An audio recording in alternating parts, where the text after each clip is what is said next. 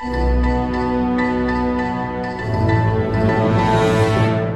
никогда не считал себя конченным донжуаном, но и я не всегда был таким, какой я есть сейчас. То есть многие сейчас говорят, что я конченый сексист, и я не могу этого отрицать, потому что я считаю 80% девушек, с которыми я общаюсь, тупыми пёздами.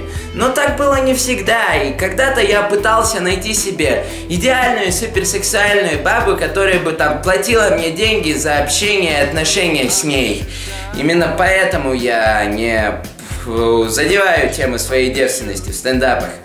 Но изменилось во мне лишь то, что я перестал пытаться как-то быть идеалом мужской натуры, потому что его нет. Я знаю, что многие мои друзья, чтобы заполучить девушку, ходят в качалку, работают над бицухами и так далее. И я на самом деле никогда не был сторонником такого подхода, потому что я как минимум не вижу никакого дальнейшего развития у этих людей.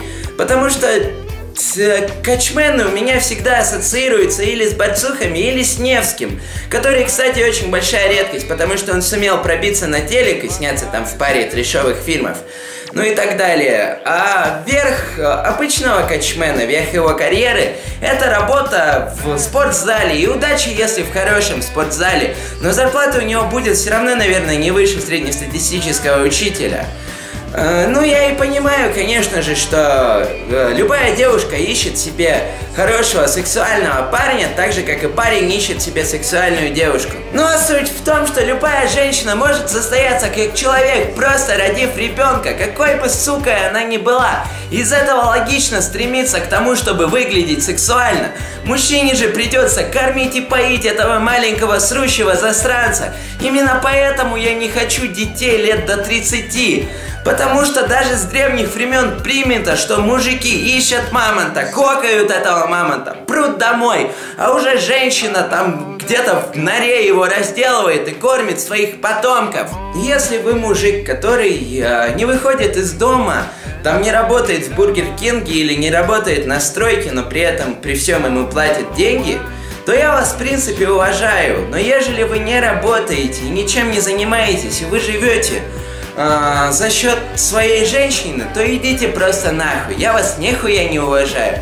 И да, можете пиздеть, что я в этом плане не либерал, мне похуй. Так что вы можете считать меня каким-нибудь конченным олдфагом, который не разбирается в современном обществе, но я считаю, что настоящий мужчина отличается двумя качествами. Это его ум, потому что неважно, каким ты накачанным будешь, к старости твое тело превратится в мешок. И если у тебя не будет мозгов, ни одна женщина с тобой не останется.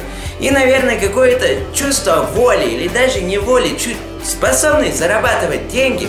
Потому что женщина, она смотрит на любого мужчину в будущем, как на кормильца своей семьи. И на самом деле твоя бицуха ни в чем не влияет на то, как сильно ты будешь кормить свою семью. И, наверное, у нас сегодня получился какой-то коротенький стендап. Просто я хотел выразить свою точку зрения об идеальных мужчинах.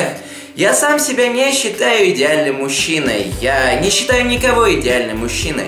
Но я стремлюсь быть таким, потому что я знаю, что я зарабатываю какие-то свои гроши просто на умении пиздеть. И, может быть, это умение поможет мне стать каким-то политиком или что-то типа того. Я не знаю. В общем, до новых встреч.